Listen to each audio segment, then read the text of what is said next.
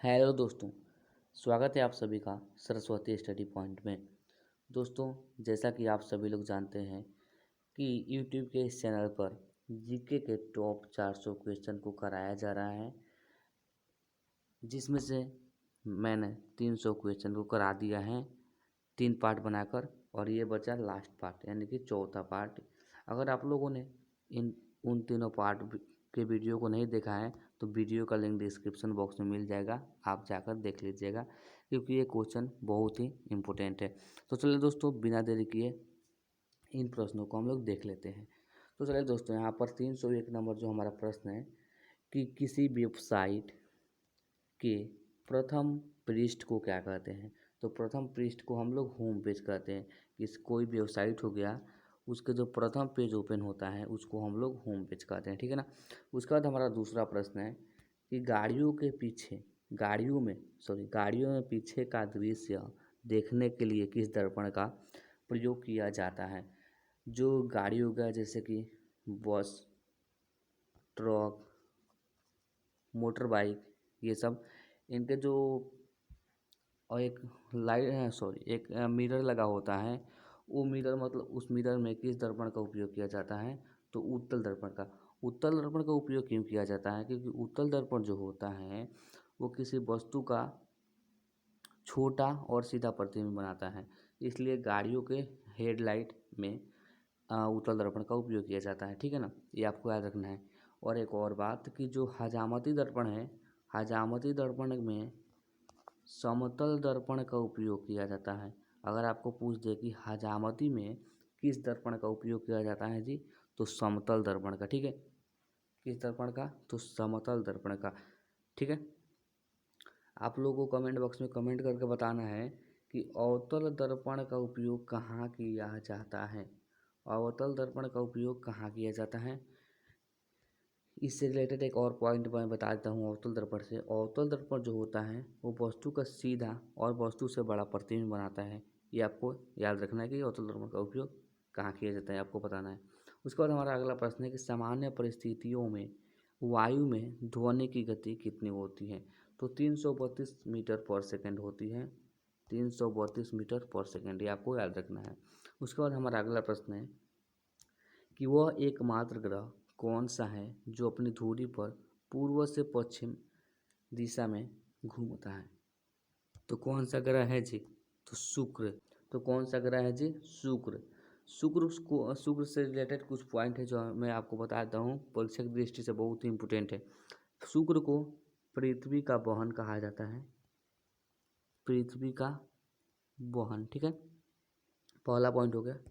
दूसरा पॉइंट जो हो गया कि भोर का तारा कहा जाता है इसे, भोर का तारा। तीसरा हो गया कि साँझ का तारा, इसे कहा जाता है। अगर आपको पूछते हैं कि पृथ्वी का वाहन किस ग्रह को कहा जाता है, तो शुक्र को। अगर आपको पूछते कि भोर का तारा कैसे कहा जाता है, तो शुक्र को। और साँझ का तारा तो शुक्र को ही। और एक और बात कि जो शुक्र है वो सौरमंडल का सबसे गर्म ग्रह है। सौरमंडल का सबसे गर्म ग्रह जो है वो शुक्र ही है। ये भी आपको याद रखना है, ठीक है। उसके बाद हमारा अगला प्रश्न है, एक और बात शुक्र से, कि शुक्र जो होता है सबसे चमकीला ग्रह होता है, भी आपको याद रखना है। सबसे चमकीला ग्रह जो होता है वो शुक्र ही होता है, ठीक है ना। ये भी आपको याद रखना है। उसके बाद हमारा अगला प्रश्न है कि सूर्य में सर्वाधिक गैस कौन सी होती है। तो सूर्य में जो होती है वो हाइड्रोजन होती है। सूर्य में हाइड्रोजन जो होती है सर्वाधिक मात्रा में पाई जाती है, ठीक है। उसके बाद हमारा अगला प्रश्न है कि पृथ्वी से दिखाई देने वाला सबसे चमकीला ग्रह कौन सा है जी? तो शुक्र ही है। ये भी आपको याद रखना है जो मैंने अभी बताया। उसके बाद हमारा अगला प्रश्न है कि सौरमंडल की आयु कितनी है। तो 4.6 अरब वर्ष है, ठीक है ना। उसके बाद हमारा अगला प्रश्न है कि कौन सा पुच्छल तारा 76 वर्षों के बाद दिखाई देता है। तो हेली का जो पुच्छल तारा होता है वो 76 वर्ष के बाद दिखाई देता है, ठीक है। उसके बाद हमारा अगला प्रश्न है कि पृथ्वी और सूर्य के बीच की दूरी कितनी है। तो पृथ्वी और सूर्य के बीच की जो दूरी है वो 15 करोड़ किलोमीटर है। 15 कितनी है जी? तो 15 करोड़ किलोमीटर है, ठीक है, ये आपको याद रखना है। उसके बाद हमारा अगला प्रश्न है कि सूर्य का प्रकाश पृथ्वी तक पहुंचने में कितना समय लगता है। तो 500 सेकेंड लगता है। सेकेंड में आपको दिया है, ठीक है ना, वही आपको मिनट और सेकंड में देता। तो 8 मिनट कितना सेकंड लगता है जी, 8 मिनट शायद 15 second, 8 minute 15 second, 1 minute, sorry 8 minute 20 second. अगर इस तरह से देखा जाए तो 1 मिनट में 60 सेकंड होता है, तो 60 है 480 प्लस 20, तो 20 ही ना होगा, तो 8 मिनट 20 सेकंड लगता है, ठीक है ना। उसके बाद हमारा अगला प्रश्न है कि भारत ने पहला परमाणु परीक्षण कब और कहाँ किया था। तो कहाँ किया था जी, तो पोखरण में किया था। कहाँ है जी पोखरण, राजस्थान में। कब किया था, तो 14 मई को 1974 ईस्वी में किया था, ठीक है ना। उस समय भारत के प्रधानमंत्री कौन थी, आप लोगों को कमेंट बॉक्स में कमेंट करके बताना है, ठीक है ना। उसके बाद हमारा अगला प्रश्न है कि कंप्यूटर के जिस भाग को हम स्पर्श करते हैं यानी कि छू सकते हैं, उसे क्या कहते हैं, उसे हम लोग हार्डवेयर कहते हैं, उसे हम लोग हार्डवेयर कहते हैं। वहीं आपसे पूछ दे कि कंप्यूटर का वो कौन सा भाग है जिसे हम लोग छू नहीं सकते हैं, उसे क्या कहते हैं, तो उसे हम लोग सॉफ्टवेयर कहते हैं। क्या कहते हैं जी, तो सॉफ्टवेयर उसे हम कहते हैं। कंप्यूटर का वैसा भाग जिसे हम लोग स्पर्श यानी कि छू नहीं सकते हैं, उसे सॉफ्टवेयर कहते हैं, ठीक है। उसके बाद हमारा अगला प्रश्न है कि कैंसर जो होता है उसके उपचार में किस गैस का प्रयोग किया जाता है, तो रेडॉन का उपयोग किया जाता है उस गैस में, ठीक है ना। उसके बाद हमारा अगला प्रश्न है कि मोनाजाइट बालू में कौन सा खनिज पाया जाता है, तो थोरियम जो होता है वो मोनाजाइट बालू में पाया जाता है। ये भी आपको याद रखना है क्योंकि बहुत ही इंपॉर्टेंट क्वेश्चन है ये दोस्तों। एक और बात कि इन सभी क्वेश्चन का पीडीएफ आप लोग डाउनलोड करना चाहते हैं तो मेरा टेलीग्राम चैनल है सरस्वती स्टडी पॉइंट, उसमें आकर उस पर आप ज्वाइन हो सकते हैं, उनका पीडीएफ मिल जाएगा वो मेरे टेलीग्राम चैनल पर। अगर आप मेरे व्हाट्सएप ग्रुप में ज्वाइन होना चाहते हैं तो व्हाट्सएप ग्रुप का लिंक भी आपको डिस्क्रिप्शन बॉक्स में मिल जाएगा, आप ग्रुप में भी ज्वाइन हो सकते हैं लेटेस्ट न्यूज़ के लिए। उसके बाद हमारा अगला प्रश्न है कि शरीर में सबसे बड़ी अंतःस्रावी ग्रंथि कौन सी है जी, तो थायरॉयड है। कौन सी है जी, थायरॉयड है। उसके बाद हमारा अगला प्रश्न है कि संसार का विशालतम स्तनधारी कौन सा है। सबसे विशालतम स्तनधारी जो होता है वो ब्लू मछली या फिर ब्लू व्हेल, ठीक है ना, ये आपको याद रखना है। संसार का विशालतम यानी कि सबसे बड़ा स्तनधारी मैमल्स जो होती है वो ब्लू व्हेल है, ठीक है ना। उसके बाद हमारा अगला प्रश्न है कि ब्लड ग्रुप की खोज किसने की थी, तो कार्ल लैंडस्टेनर ने की थी, ठीक है ना। और ब्लड ग्रुप कौन कौन से होते हैं, ए बी, ए बी और ओ होते हैं, ठीक है ना। जिसमें ए बी को कहा जाता है सर्वग्राही और ए बी ओ को कहा जाता है सर्वदाता रक्त समूह। ये भी आपको याद रखना है। यानी कि ए बी जो होता है किसी का ब्लड ग्रुप ले सकता है और ओ जो होता है किसी को ब्लड ग्रुप दे सकता है, ये भी आपको याद रखना है। उसके बाद हमारा अगला प्रश्न है कि एल्यूमिनियम का प्रमुख अयस्क क्या है। एल्यूमिनियम का प्रमुख अयस्क जो होता है वो बॉक्साइड होता है। क्या होता है जी, बॉक्साइड होता है एल्यूमिनियम का प्रमुख अयस्क। उसके बाद हमारा अगला प्रश्न है कि कृत्रिम उपग्रह कौन सा था, पहला कृत्रिम उपग्रह, तो स्पुतनिक फर्स्ट था। कौन था जी पहला कृत्रिम उपग्रह, तो स्पुतनिक फर्स्ट। उसके बाद हमारा अगला प्रश्न है किस उपकरण द्वारा यांत्रिक ऊर्जा को विद्युत ऊर्जा में परिवर्तित किया जाता है, तो जनरेटर के द्वारा, सॉरी डायनेमो के द्वारा यांत्रिक ऊर्जा को विद्युत ऊर्जा में परिवर्तित कर दिया जाता है। यांत्रिक ऊर्जा को विद्युत, हाँ जनरेटर भी हो सकता है। जनरेटर में क्या होता है, वो जब पहले चक्की घूमती है और विद्युत उत्पन्न होता है, तो जनरेटर भी हो सकता है, आपको डायनेमिक भी हो सकता है, ठीक है ना। उसके बाद हमारा अगला प्रश्न है कि कि कंप्यूटर की अस्थायी स्मृति यानी कि अस्थायी स्मृति को हम लोग मेमोरी बोलते हैं, मेमोरी, ठीक है ना। अस्थायी को कि कंप्यूटर की अस्थायी स्मृति क्या कहलाती हैं जी, तो रैम कहलाती हैं। और रैम का फुल फॉर्म क्या होता है जी, तो रैंडम एक्सेस मेमोरी होता है, ये आपको याद रखना है। उसके बाद हमारा अगला प्रश्न है कि रिक्टर पैमाने द्वारा क्या मापा जाता है, तो भूकंप की जो तीव्रता होती है वो रिक्टर स्केल के द्वारा मापी जाती है। उसके बाद हमारा अगला प्रश्न है कि भूपटल यानी कि पृथ्वी जो है उसमें सबसे अधिक कौन सी धातु पाई जाती है, तो एल्यूमिनियम जो होती है पृथ्वी में सबसे अधिक मात्रा में पाई जाती है। एल्यूमिनियम का संकेत Al होता है। उसके बाद हमारा अगला प्रश्न है कि इस ग्रह को सांध्य या फिर सांझ का तारा कहा जाता है, मैंने पहले ही आपको बता दिया शुक्र ग्रह को। उसके बाद हमारा अगला प्रश्न है कि वायुमंडल की सबसे निचली सतह को क्या कहते हैं जी, तो वायुमंडल के जो सबसे निचली सतह है उसे हम क्षोभ मंडल कहते हैं। वायुमंडल की 5 परतें होती हैं। ये मुख्य कितने परतें होती हैं जी? तो 5 परतें होती हैं। दोस्तों मैं आपको यहाँ पर बता देता हूँ कौन कौन सी परत होती हैं।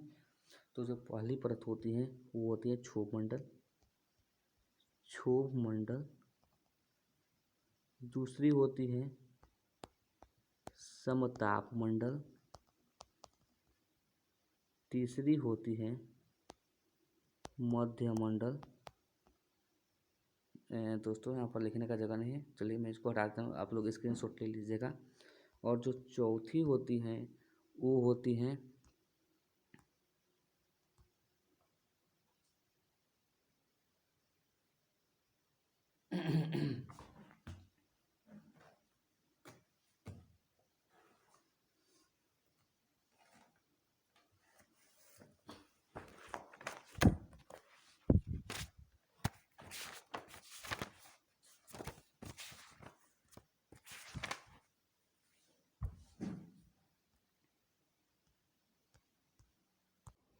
सॉरी दोस्तों, जो चौथी होती हैं वो होती हैं आयन मंडल।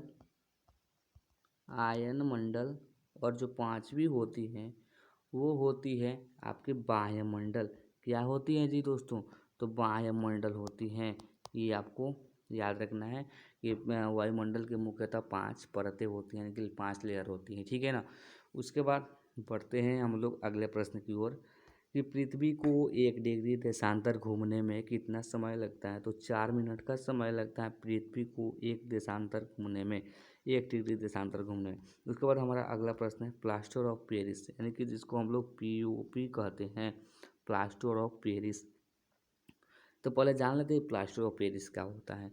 दोस्तों आप लोगों ने कभी देखा होगा कि जिन लोगों की हड्डियाँ टूटती हैं, पैरों की हड्डी या फिर हाथ की हड्डी, उसको बॉन्डेज, बॉन्डेज नहीं, उसको क्या बोला जाता है जी, याद नहीं आ रहा है, उस बोला जाता है ऐसे, तो ठीक है ना, उसको पट्टी बना दिया जाता है, उसमें हम लोग पीओपी का यूज़ करते हैं। चूना का जो परत होता है उसी को हम लोग पीओपी बोलते हैं। और पीओपी जो होता है वो किससे बना होता है जी दोस्तों? जिप्सम से बना होता है। यही प्रश्न है हमारा कि पीओपी किससे बना होता है जी? तो जिप्सम से। उसके बाद हमारा अगला प्रश्न है कि मछलियाँ किसकी सहायता से सांस लेती हैं जी? तो गलफड़े या फिर गिल्स की सहायता से मछलियाँ जो होती है वो सांस लेती है। और मनुष्य किससे सांस लेता है जी? तो फेफड़ा से। और फेफड़ा में कितने चैम्बर्स होते हैं जी? तो 4 चैम्बर्स होते हैं। आप लोगों को कमेंट बॉक्स में कमेंट करके बताना है कि मछलियों में कितने चैम्बर्स होते हैं। उसके बाद हमारा अगला प्रश्न है कि हरे पौधों द्वारा भोजन बनाने की प्रक्रिया क्या कहलाती है? तो फोटोसिंथेसिस यानी कि प्रकाश संश्लेषण कहलाती है। पौधों द्वारा भोजन बनाने की प्रक्रिया प्रकाश संश्लेषण कहलाती है। ये आपको याद रखना है, ठीक है ना। उसके बाद हमारा अगला प्रश्न है कि दूध से क्रीम किस प्रक्रिया से बनाई जाती है? दूध से क्रीम जो होती है वो अपकेंद्रीय बल प्रक्रिया से बनाई जाती है। उसके बाद हमारा अगला प्रश्न है कि रिजर्व बैंक ऑफ इंडिया यानी कि आरबीआई, आरबीआई का मुख्यालय कहाँ है जी? तो मुंबई में है। मुंबई में है। और मुंबई किस राज्य की राजधानी है जी? तो मुंबई जो है वो महाराष्ट्र की राजधानी है। ये आपको याद रखना है। और आरबीआई की स्थापना कब हुई थी जी? 1935 ईस्वी में आरबीआई की स्थापना हुई थी। उसके बाद हमारा अगला प्रश्न है कि किसे सीमांत गांधी कहा जाता है? तो खान अब्दुल गफ्फार खान को सीमांत गांधी कहा जाता है। उसके बाद हमारा अगला प्रश्न है कि विश्व का सबसे बड़ा द्वीप कौन सा है जी? तो ग्रीनलैंड द्वीप जो है विश्व का सबसे बड़ा द्वीप है। उसके बाद हमारा अगला प्रश्न है स्वतंत्र भारत के प्रथम राष्ट्रपति कौन थे? प्रथम जो प्रेसिडेंट थे वो कौन थे जी? तो डॉक्टर राजेंद्र प्रसाद थे। वहीं आपसे पूछ दिया कि स्वतंत्र भारत के प्रथम प्रधानमंत्री कौन थे? तो पंडित जवाहरलाल नेहरू। पंडित जवाहरलाल नेहरू थे। कौन थे जी? पंडित जवाहरलाल नेहरू। ये आपको याद रखना है। उसके बाद हमारा अगला प्रश्न है कि काली मिट्टी किस फसल के लिए सर्वाधिक उपयुक्त मानी जाती है जी दोस्तों? तो कपास के लिए काली मिट्टी जो है वो सर्वाधिक उपयुक्त मानी जाती है। वहीं आपसे पूछ दे कि चाय की खेती किस मिट्टी में होती है, या फिर चाय की खेती करने के लिए कौन सी मिट्टी उपयुक्त मानी जाती है? तो लैटेराइट मिट्टी जो होती है, लैटेराइट मिट्टी वो चाय की खेती के लिए उपयुक्त मानी जाती है। किसके लिए खेती के लिए जी? तो चाय की खेती के लिए लैटराइट मिट्टी उपयुक्त मानी जाती है। उसके बाद हमारा अगला प्रश्न है कि कौन सा विदेशी आक्रमणकारी कोहिनूर हीरा एवं मयूर सिंहासन लूटकर अपने साथ ले गया था जी? तो नादिर शाह जो था वो भारत से कोहिनूर हीरा और मयूर सिंहासन को लूट कर ले गया था। और कहाँ ले गया था जी दोस्तों? आप लोगों को कमेंट बॉक्स में कमेंट करके बताना है। उसके बाद हमारा अगला प्रश्न है कि भारत में सबसे पुरानी पर्वत श्रृंखला कौन सी है? तो अरावली पर्वत माला है। कौन सी है जी? तो अरावली पर्वतमाला जो है वो भारत में सबसे पुरानी पर्वत श्रृंखला है। ठीक है। उसके बाद हमारा अगला प्रश्न है कि धरती के तल का लगभग कितना प्रतिशत पानी है? तो 71% जो है वो पानी है। 71% पानी है और 29% जो है वो भूमि यानी कि स्थल बोले तो मिट्टी है। ठीक है ना। उसके बाद हमारा अगला प्रश्न है कि भारत की सबसे लंबी स्थलीय सीमा किस देश से लगती है जी? तो बांग्लादेश से लगती है। और बांग्लादेश की राजधानी कहाँ है जी? तो ढाका में बांग्लादेश की राजधानी है। उसके बाद हमारा अगला प्रश्न है कि हमारे सौर मंडल का सबसे बड़ा ग्रह कौन सा है जी? तो बृहस्पति ग्रह है जो हमारे सौर मंडल का सबसे बड़ा ग्रह।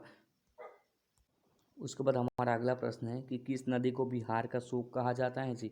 तो कोसी नदी को बिहार का शोक कहा जाता है। उसके बाद हमारा अगला प्रश्न है कि ये मोस्ट इम्पोर्टेंट क्वेश्चन है 342 नंबर जो प्रश्न है बहुत इंपॉर्टेंट क्वेश्चन है।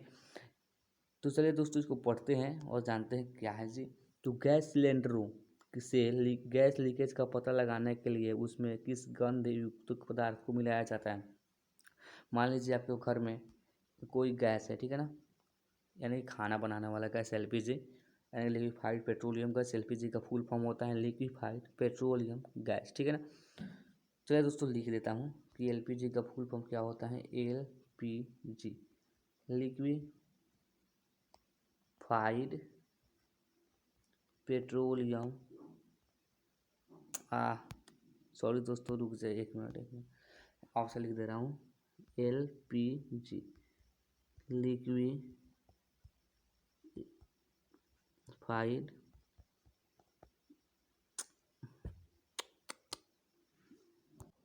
तो दोस्तों लिख दे रहा हूँ। अब देखिए क्या होता है।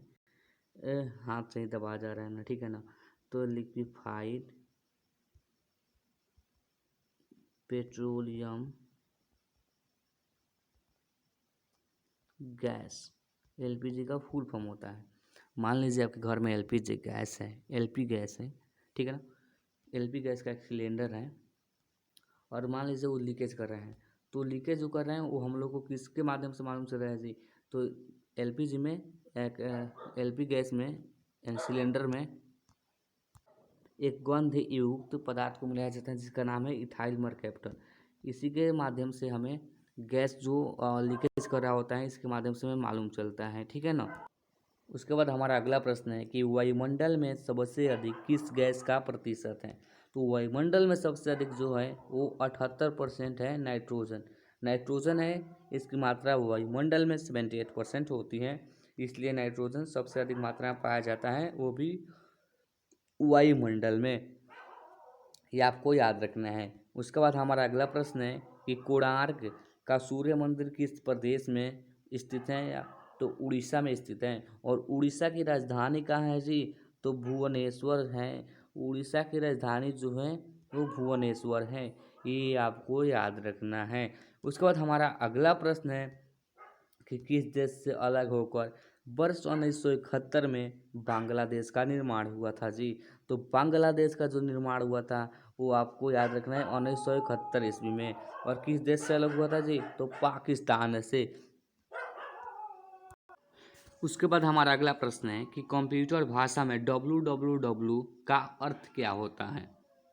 तो www का जो अर्थ होता है वो होता है वर्ल्ड वाइड वेब।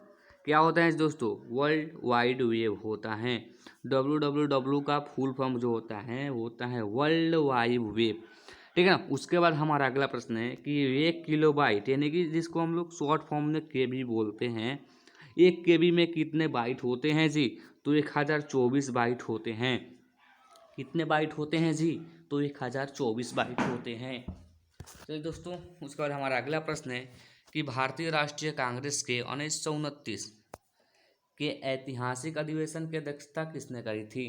तो किसने करी थी जी? तो पंडित जवाहरलाल नेहरू ने करी थी। किसने की थी जी दोस्तों? पंडित जवाहरलाल नेहरू ने। उसके बाद हमारा अगला प्रश्न है कि केंद्रीय असेंबली में बम फेंकने में भगत सिंह का साथी कौन था जी? तो बटुकेश्वर दत्त जो था वो भगत सिंह का साथी था। ठीक है ना। उसके बाद हमारा अगला प्रश्न है कि मुस्लिम लीग ने भारत विभाजन की मांग सबसे पहले कब की थी? तो 1940 में करी थी। कब करी थी जी भारत विभाजन की मांग? तो 1940 ईस्वी में। ठीक है ना। उसके बाद हमारा अगला प्रश्न है कि कॉमनवेल्थ पत्रिका का प्रकाशन किसने किया? तो एनी बेसेंट ने किया था। किसने किया था जी दोस्तों? एनी बेसेंट ने। चलिए दोस्तों, हमारा अगला प्रश्न है कि किस एकमात्र भारतीय को अर्थशास्त्र में नोबेल पुरस्कार मिला है? तो प्रोफेसर अमर्त्य सेन को मिला है। उसके बाद हमारा अगला प्रश्न है कि 1856 में विधवा पुनर्विवाह कानून किसके प्रयासों से बनाया गया था? तो ईश्वर चंद्र विद्यासागर के प्रयास से विधवा पुनर्विवाह कानून को बनाया गया था। तो उसके बाद हमारा अगला प्रश्न है कि लॉर्ड कैनिंग ने नवंबर 1858 में कहाँ आयोजित दरबार में भारत क्राउन शासन की घोषणा की? तो इलाहाबाद में। इलाहाबाद का नया नाम क्या है जी? आप लोगों को कमेंट बॉक्स में कमेंट करके बताना है। चलिए दोस्तों, उसके बाद हमारा अगला प्रश्न है कि प्रथम लोकसभा का अध्यक्ष कौन था? तो जीवी मावलंकर थे। कौन थे जी? जीवी मावलंकर। उसके बाद हमारा अगला प्रश्न है कि संविधान सभा के अस्थायी अध्यक्ष कौन थे जी? तो सच्चिदानंद सिन्हा। उसके बाद आपको पूछ देगा कि संविधान सभा के अस्थायी अध्यक्ष कौन थे जी? तो कौन थे जी? भारत के प्रथम स्वतंत्र भारत का प्रथम राष्ट्रपति यानी कि डॉक्टर राजेंद्र प्रसाद थे। कौन थे जी? तो स्वतंत्र भारत के राष्ट्रपति डॉक्टर राजेंद्र प्रसाद। ठीक है ना। उसके बाद हमारा अगला प्रश्न है कि कुचिपुड़ी नृत्य शैली मुख्यतः किस राज्य से संबंधित मानी जाती है? तो आंध्र प्रदेश यानी कि एपी को। उसके बाद हमारा अगला प्रश्न है कि मोहिनीअट्टम नृत्य शैली मुख्यतः किस राज्य से संबंधित मानी जाती है? तो ये जो केरल का एक प्रमुख त्यौहार है ओणम। ये आपको कभी कभी पूछ देता है ओणम किस राज्य का प्रमुख त्यौहार है? तो केरल का। उसके बाद हमारा अगला प्रश्न है कि भरतनाट्यम नृत्य शैली किस राज्य से संबंधित है जी? तो तमिलनाडु से। किस राज्य से है जी? तमिलनाडु से। कथकली राज्य किस राज्य का शास्त्रीय नृत्य है? कथकली जो है केरल राज्य का शास्त्रीय नृत्य है। उसके बाद हमारा अगला प्रश्न है कि केसर का सर्वाधिक उत्पादन किस राज्य में होता है? केसर का जो सर्वाधिक उत्पादन होता है जम्मू और कश्मीर में होता है। जम्मू कश्मीर यानी कि जम्मू कश्मीर क्या है जी? केंद्र शासित प्रदेश है। इसकी राजधानी कहाँ है जी? जम्मू कश्मीर की राजधानी श्रीनगर। सॉरी दोस्तों, केंद्र शासित प्रदेश नहीं है, ये एक राज्य है। ठीक है ना, भारत के एक राज्य है जम्मू कश्मीर, जिसकी राजधानी श्रीनगर है। केंद्र शासित प्रदेश ये नहीं है जी, सॉरी दोस्तों। उसके बाद हमारा अगला प्रश्न है कि भारत में प्रथम बहुउद्देशीय परियोजना का निर्माण किस नदी पर किया गया था जी? किया गया दामोदर नदी पर किया गया। इस नदी पर जी? दामोदर नदी पर। उसके बाद हमारा अगला प्रश्न है कि इंडियन नेशनल कांग्रेस के प्रथम अध्यक्ष कौन थे? तो भूमेश चंद्र बनर्जी थे। कौन थे जी दोस्तों? भूमेश चंद्र बनर्जी थे। उसके बाद हमारा अगला प्रश्न है कि गांधी जी किसे अपना राजनीतिक गुरु मानते थे? तो गोपाल कृष्ण गोखले को अपना राजनीतिक गुरु मानते थे। उसके बाद हमारा अगला प्रश्न है कि अंतर्राष्ट्रीय शांति एवं सुरक्षा को बनाए रखने की जिम्मेवारी संयुक्त राष्ट्र संघ के किस अंग की है जी? तो सुरक्षा परिषद की है। किसकी है जी? तो सुरक्षा परिषद की है। चलिए दोस्तों, उसके बाद हमारा अगला प्रश्न है कि नोबेल पुरस्कार पाने वाले प्रथम भारतीय नागरिक कौन थे जी? तो रविंद्रनाथ टैगोर, जिनको 1913 ईस्वी में नोबेल पुरस्कार से सम्मानित किया गया था। चलिए दोस्तों, उसके बाद हमारा अगला प्रश्न है कि लॉर्ड वेलेस्ली के साथ सबसे पहले सहायक संधि किस राज्य के शासक ने की थी? तो हैदराबाद के निजाम ने की थी। चलिए दोस्तों, उसके बाद हमारा अगला प्रश्न है कि भारत की सर्वाधिक बड़ी जनजाति कौन सी है? सर्वाधिक बड़ी जनजाति कौन सी है जी? तो गौड़ एक जनजाति है, वही भारत की सबसे बड़ी जनजाति है। उसके बाद हमारा अगला प्रश्न है कि भारतीय राष्ट्रीय कांग्रेस की प्रथम महिला अध्यक्ष कौन थी जी? तो एनी बेसेंट जो थी वो भारतीय राष्ट्रीय कांग्रेस यानी कि इंडियन नेशनल कांग्रेस की पहली महिला अध्यक्ष थी। उसके बाद हमारा अगला प्रश्न है कि शाहिद ए आजम के नाम से कौन जाने जाते हैं? तो भगत सिंह जाने जाते हैं। उसके बाद हमारा अगला प्रश्न है कि किस योजना के फलस्वरूप भारत का विभाजन हुआ था जी? तो माउंटबेटन योजना के फलस्वरूप, ठीक है ना। उसके बाद हमारा अगला प्रश्न है कि जनरल डायर जो कि जालियांवाला बाग हत्याकांड से जुड़े थे, उसकी हत्या ऊधम सिंह ने ही करी थी। किसने की थी जी? ऊधम सिंह ने। उसके बाद हमारा अगला प्रश्न है बंगाल का विभाजन कब और किसके द्वारा किया गया था जी? तो 1905 में किया गया था, लॉर्ड कर्जन के द्वारा। उसके बाद हमारा अगला प्रश्न है कि भारत में कुल कितने उच्च न्यायालय हैं जी? तो 24 उच्च न्यायालय यानी कि हाई कोर्ट है, वो भी इंडिया में। उसके बाद हमारा अगला प्रश्न है कि मिड डे मील योजना किस वर्ष शुरू हुई? तो 1995 में मिड डे मील योजना शुरू हुई थी। उसके बाद हमारा अगला प्रश्न है कि बांग्लादेश का राष्ट्रगान कौन सा है और ये किसने लिखा था? तो बांग्लादेश का जो राष्ट्रगान है अमार सुनार बांग्ला, जो कि रविंद्रनाथ टैगोर ने ही लिखा था। वो भी बांग्लादेश का जो राष्ट्रगान है वो भी जो रविंद्रनाथ टैगोर ने ही लिखा था, और भारत का भी, ठीक है ना। उसके बाद हमारा अगला प्रश्न है कि लोधी वंश के संस्थापक कौन थे जी? दोस्तों बहलोल लोधी थे लोधी वंश के संस्थापक। उसके बाद हमारा अगला प्रश्न है कि किस संविधान संशोधन को मिनी कॉन्स्टिट्यूशन कहते हैं? तो 42वें संविधान संशोधन को हम लोग मिनी कॉन्स्टिट्यूशन कहते हैं। उसके बाद हमारा अगला प्रश्न है गोताखोर जो होते हैं इनकी जो समुद्र में, सॉरी, गोताखोर कहाँ जाते हैं जी? तो धरती के अंदर नहीं जाते हैं। गोताखोर पानी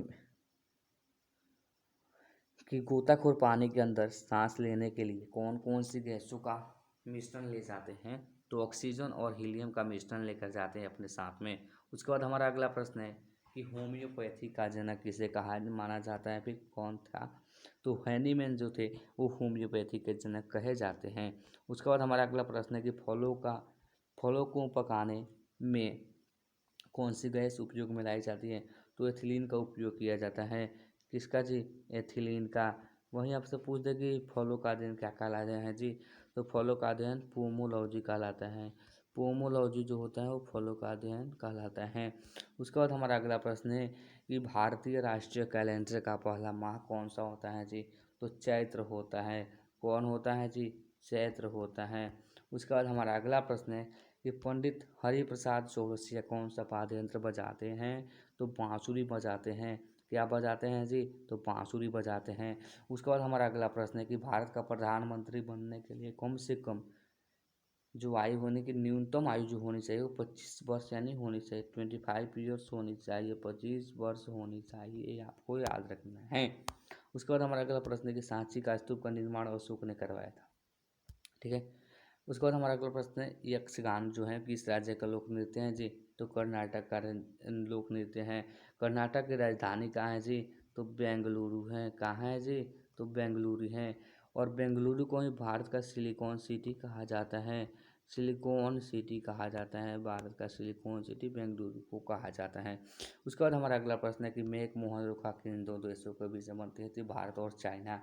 वहीं आपसे पूछ दे कि भारत और पाकिस्तान के बीच की सीमा को क्या कहते हैं?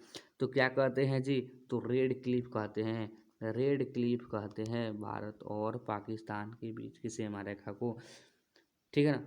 अगर आपको पूछ दे कि पाकिस्तान और अफगानिस्तान के बीच की सीमा रेखा को क्या कहते हैं जी? तो डूरंड रेखा कहते हैं। क्या कहते हैं जी? डूरंड लाइन कहते हैं इसे। उसके बाद हमारा अगला प्रश्न है कि प्याज का कौन सा भाग खाया जाता है जी? तो तन्ना वाला भाग खाया जाता है। उसके बाद हमारा अगला प्रश्न है कि श्रव्य परिसर में ध्वनि तरंगों की आवृत्ति कितनी होती है? तो 20 हर्ट्ज से 20,000 हर्ट्ज तक होती हैं। 20 हर्ट्ज से 20,000 हर्ट्ज होती हैं। और हर्ट्ज की जो आवृत्ति आवृत्ति कहते हैं, हर्ट्ज का जो मात्रक होता है HZ होता है, जिसे हम लोग यहाँ पर देख सकते हैं, लिखा है हमने। उसके बाद हमारा अगला प्रश्न है कि मधुबनी किस राज्य की लोक चित्रकला शैली है जी? तो बिहार के राज्य की। और बिहार की राजधानी कहाँ है जी? तो बिहार की जो राजधानी है वो पटना है, ठीक है ना। उसके बाद हमारा अगला प्रश्न है कि विश्व का सबसे ऊंचा पर्वत शिखर माउंट एवरेस्ट किस देश में स्थित है जी? तो नेपाल में स्थित है। और नेपाल की राजधानी कहाँ है जी? तो काठमांडू है। और नेपाल का राष्ट्रीय मुद्रा क्या है जी? तो नेपाल का जो राष्ट्रीय मुद्रा है नेपाली रुपया है। उसके बाद हम एक और बात जान लेते हैं कि नेपाल में माउंट एवरेस्ट को सागरमाथा के नाम से जाना जाता है। उसके बाद हमारा अगला प्रश्न है कि किस नदी को दक्षिण गंगा कहा जाता है? तो गोदावरी को दक्षिण गंगा कहा जाता है। उसके बाद हमारा अगला प्रश्न है कि निर्विरोध चुने जाने वाले एकमात्र राष्ट्रपति कौन थे जी? तो नीलम संजीव रेड्डी थे। उसके बाद हमारा अगला प्रश्न है कि संसार का सबसे बड़ा डेल्टा सुंदरबन डेल्टा कौन सी नदियाँ बनाती है? तो गंगा ब्रह्मपुत्र नदियाँ हैं जो भारत का सबसे बड़ा डेल्टा सुंदरबन डेल्टा बनाती हैं। उसके बाद हमारा अगला प्रश्न है कि सिंधु घाटी सभ्यता का बंदरगाह कौन सा था जी? तो लोथल था बंदरगाह, ठीक है ना। सिंधु घाटी सभ्यता का लोथल था बंदरगाह, ठीक है ना। अगर आपसे पूछ दे कि लोथल क्यों प्रसिद्ध है, तो बंदरगाह के लिए। उसके बाद आपको पूछ दे कि मोहनजोदड़ो किस लिए प्रसिद्ध है? मोहनजोदड़ो जो है, मोहनजोदड़ो वो किस लिए प्रसिद्ध है? तो मोहनजोदड़ो जो है वहाँ पर नहा स्नान घर के एक साक्ष्य मिले हैं। क्या मिले हैं जी? तो स्नान घर के एक साक्ष्य मिले हैं, इसलिए मोहनजोदड़ो जो है प्रसिद्ध है। क्या मिले हैं जी? तो स्नान घर। क्या मिले हैं जी?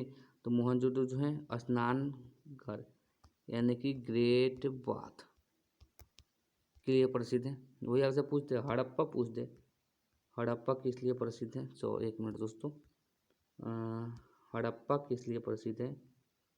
हड़प्पा जो है वो किस लिए प्रसिद्ध है जी? तो हड़प्पा जो है, हड़प्पा में किस चीज़ के साक्ष्य मिले हैं जी? तो हड़प्पा में जो मिले हैं वो मिले हैं, एक मिनट याद नहीं आ रहा है। हड़प्पा में जो साक्ष्य मिले हैं हड़प्पा में वो मिले हैं, एक स्टैचू मिला है प्रीस्ट का, स्टैचू ऑफ प्रीस्ट मिला है, इसके लिए प्रसिद्ध है वो स्टैचू के लिए, वो भी हड़प्पा। वहीं आपसे पूछ दे कि कालीबंगन किस लिए प्रसिद्ध है? तो कालीबंगन में हल के चिन्ह मिले हैं, हल के चिन्ह मिले हैं जिससे सिद्ध होता है कि वहाँ पर खेती होती थी। उसके बाद हमारा अगला प्रश्न है कि किसे सितार और तबले का जनक माना जाता है? तो अमीर खुसरो को सितार और तबले का जनक माना जाता है। उसके बाद हमारा अगला प्रश्न है कि विश्व का सबसे ऊंचा पठार कौन सा है जी? पामीर या फिर तिब्बत का पठार जो है भारत यानी भारत नहीं बल्कि विश्व का सबसे ऊंचा पठार है। उसके बाद हमारा अगला प्रश्न है कि योजना आयोग का अध्यक्ष कौन होता है जी? तो प्रधानमंत्री होते हैं। और योजना आयोग के जगह पर नीति आयोग बना है, नीति आयोग बना है, ठीक है ना। इसके भी अध्यक्ष जो होते हैं वो प्रधानमंत्री होते हैं, ठीक है ना। और ये कब बना है जी? तो 1 जनवरी 2015 को बना है, ठीक है ना। उसके बाद हमारा अगला प्रश्न है कि वनस्पति घी के निर्माण में कौन सी गैस प्रयुक्त होती है जी? तो हाइड्रोजन गैस का प्रयोग किया जाता है वनस्पति घी के निर्माण में। उसके बाद मैंने कहा हमारा लास्ट प्रश्न है इस टेस्ट सीरीज का, टेस्ट सीरीज नहीं बल्कि टॉप 4 क्वेश्चन का सीरीज चल रहा था, उसका जो यह अंतिम प्रश्न है जो चौथा पार्ट में है, उसका अंतिम प्रश्न है कि इंग्लिश चैनल पर पार करने वाला पहला भारतीय कौन था जी? तो मिहिर सेन था। दोस्तों अब ये सीरीज़ अब समाप्त होती है इस वीडियो में। दोस्तों अगर आप लोगों को इस वीडियो का क्वेश्चन इम्पोर्टेंट लगा हो तो आप लोग क्वेश्चन को अपने नोटबुक में नोट कर सकते हैं। आप लोग को PDF जो मेरे टेलीग्राम चैनल है उस पर मिल जाएगा। टेलीग्राम का चैनल आपको डिस्क्रिप्शन बॉक्स में मिल जाएगा, ठीक है ना। आप वहाँ से ज्वाइन हो सकते हैं मेरे टेलीग्राम चैनल में। इन सभी वीडियो का ये सभी वीडियो हैं उन सभी का PDF आपको मेरे टेलीग्राम चैनल पर मिल जाएगा। दोस्तों अगर आप मेरे व्हाट्सएप ग्रुप में ज्वाइन होना चाहते हैं तो व्हाट्सएप ग्रुप में भी ज्वाइन हो सकते हैं। आपको व्हाट्सएप ग्रुप का भी लिंक डिस्क्रिप्शन बॉक्स में मिल जाएगा, ठीक है ना। दोस्तों अगर आप लोगों को उम्मीद है कि ये सभी प्रश्न हमारे लिए बहुत ही इम्पोर्टेंट हैं, उपयोगी हैं, तो ऐसा ही प्रश्न देखने के लिए आप मेरे चैनल यानी कि सरस्वती स्टडी पॉइंट को सब्सक्राइब कर सकते हैं। तो चलिए दोस्तों मिलते हैं अगले प्रश्न में। और एक और बात दोस्तों, आप लोगों को कोई दिक्कत है तो आप हमें कमेंट बॉक्स में कमेंट करके बताइएगा ज़रूर, ठीक है ना। चलिए दोस्तों मिलते हैं अगले वीडियो में, तब तक के लिए जय हिंद, जय भारत, वंदे मातरम।